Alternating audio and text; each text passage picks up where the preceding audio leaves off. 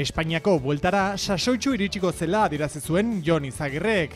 Esan bakarrik ez izan ere, Bahrein Merida taldekoa txirrindu gainean ere frogatzen ari baita hitzorduaren atarian esandakoa. Ormaiztegiarra sailkapeneko laugarrena da.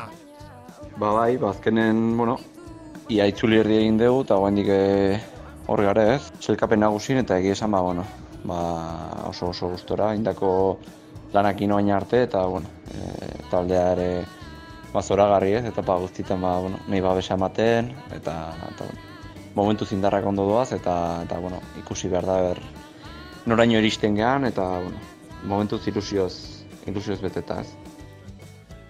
Bestetik, Espainiako bueltaren 12. etapa da gaurkoan jokoan dagoena. Oraindik asko geratzen da, hain zuzen 9 etapa gehiago. Baina Izagirreren ustetan, astebukaera hontan hasiko da lehen sailkatuen artean dagoen berdintasuna puskatzen.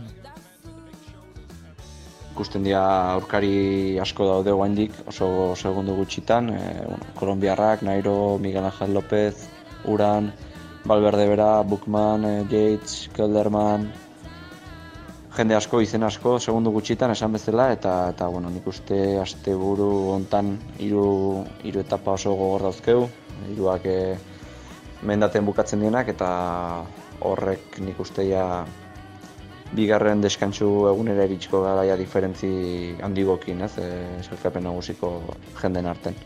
Eta sailkapena esan nuen hasieran sailkapenen aliketa gorena dute zala helburu eta hala seitzen du izaten, ez. Ez dakigu nora arte iritsiko gehan eta beste asko izan daiten bezala, iristen gantokira arte iritsita, gustora ez, gogea eta